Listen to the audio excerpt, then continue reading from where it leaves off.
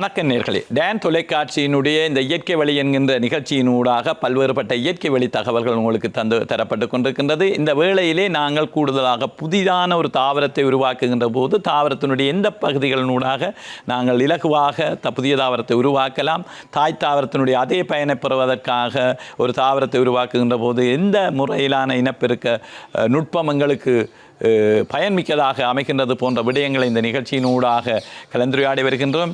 இதிலே தொடர்ச்சியாக நாங்கள் இந்த கிழங்குகளை கிழங்கு துண்டங்களை நடுவதனூடாக புதிய தாவரம் ஒன்றை உருவாக்கி கொள்வது தொடர்பான விடயங்களை கலந்துரையாடலாம் நினைக்கிறேன். இந்த வேர்க்கிழங்குகளை பற்றி நான் கூறியிருந்தேன். இந்த வேர்க்கிழங்குகளை நாங்கள் அறிந்திருக்க வேண்டும். இந்த வேர்க்கிழங்கு உங்களுக்கு தெரியும், ஒரு தாவரத்திலே 2 வகையான வேர்கள் இருக்கின்றன. ஒன்று பக்க வேர்கள், இரண்டாவது ஆணி வேர்கள். பக்கவேரும் ஆணிவேரும் இருக்கின்றது. சில தாவரங்கள் பக்கவேரிலே உணவை சேமிக்கின்றன. அவ்வாறு உணவை சேமிக்கின்ற போது அது பக்கவேரிலே உருவாகுகின்ற கிழங்காக இருக்கின்றன. சில தாவரங்கள் ஆணிவேரிலே உணவை சேமிக்கின்றன, அவை ஆணிவேரிலே உருவாகின்றன. அப்போ இவற்றை எவ்வாறு இனம் கண்டு கொள்வது? இப்போ சில நீங்கள் நன்றாக பாருங்கள், மரவள்ளி கிழங்கிலே நீங்கள் ஒரு தாவரத்தை பிடுங்கினால் அதில் நிறைய கிழங்குகள் இருக்கும். அது ஒவ்வொன்றும் அதனுடைய பக்க வேர்கள் கிழங்குகளாக மாற்றமடைவதனால் உருவாகுகின்றன. அதனால் தான் என்னென்னா ஒரு தாவரத்திலே ஆணிவேர் ஒன்று தான் இருக்கும், பக்க வேர்கள் பல காணப்படும். இதன் காரணமாகத்தான் மரவள்ளியிலே அதிகளவான கிழங்குகள் காணப்படுகின்றன, பக்க வேரிலே அவை உணவை சேமிப்பதனால். இரண்டாவது இந்த ஆணிவேரிலே ஒரு தாவரத்துக்கு ஒரு ஆணிவேர் தான். ஆகவே நீங்கள் பார்த்தீர்களானால் இந்த தாவரத்திலே ஒரு கிழங்கு தான் இருக்கும். உங்களுக்கு ஞாபகத்துக்கு வரும், இப்பொழுது கரட்டை நாங்கள் பிடுங்குவோமாக இருந்தால் ஒரு கிழங்கு தான் ஒரு தாவரத்திலே இருக்கும். அதே மாதிரி பீட்ரூட் ஒரு கிழங்கு தான் ஒரு தாவரத்திலே இருக்கும்.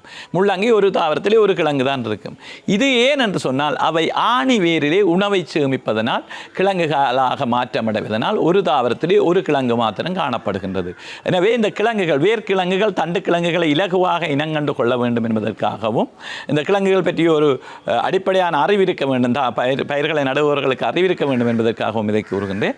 ஆணிவேரிலே உணவை சேமிப்பதனால்தான் நாங்கள் என்ன முயற்சி செய்தும் கரட்டிலே ஒன்றுக்கு மேற்பட்ட கிழங்குகளை உருவாக்க செய்ய முடியாது, பீட்ரூட்லே ஒன்றுக்கு மேற்பட்ட கிழங்குகளை உருவாக்க செய்ய முடியாது. இருக்கின்ற கிழங்குகளை போசனை மிக்கதாக பெரிய கிழங்குகளாக நிறைக்கூடிய கிழங்குகளாக மாற்றலாமே தவிர இன்னும் ஒரு கிழங்கை உருவாக்குவதற்கான முயற்சி அங்கே வெற்றி அளிக்காது. என்று சொன்னால் பீட்ரூட் அது ஆணிவேரிலே உணவை சேமிக்கின்றதானவே ஒரு கிழங்கு தான் இருக்கும், கரட் ஆணிவேரிலே உணவை சேமிக்கின்றது அங்கேயும் ஒரு கிழங்கு தான் இருக்கும், முள்ளங்கி. ஆனால் வற்றாழை, மரவள்ளி போன்றவற்றிலே பல கிழங்கு இருக்கின்றன, அவை பக்க வேரிலே உணவை சேமிக்கின்றன. எனவே இந்த வேர்க்கிழங்குகள் உண்மையில் இனப்பெருக்கத்துக்கு உதவாது. அவற்றை நட்டு நாங்கள் புதிய தாவரம் ஒன்று உருவாக்கி கொள்ள முடியாது.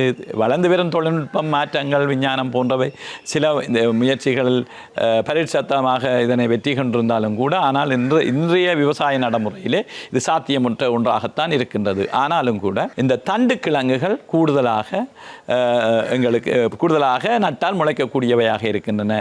நான் ஏற்கனவே சொல்லியிருந்தேன், மஞ்சள், இஞ்சி, மணிவாழை, நாங்கள் பூக்கண்டாக நடுகின்ற மணிவாழை, உருளைக்கிழங்கு என பல்வேறுபட்ட கிழங்குகள் தண்டு கிழங்குகளாக இருக்கின்றன.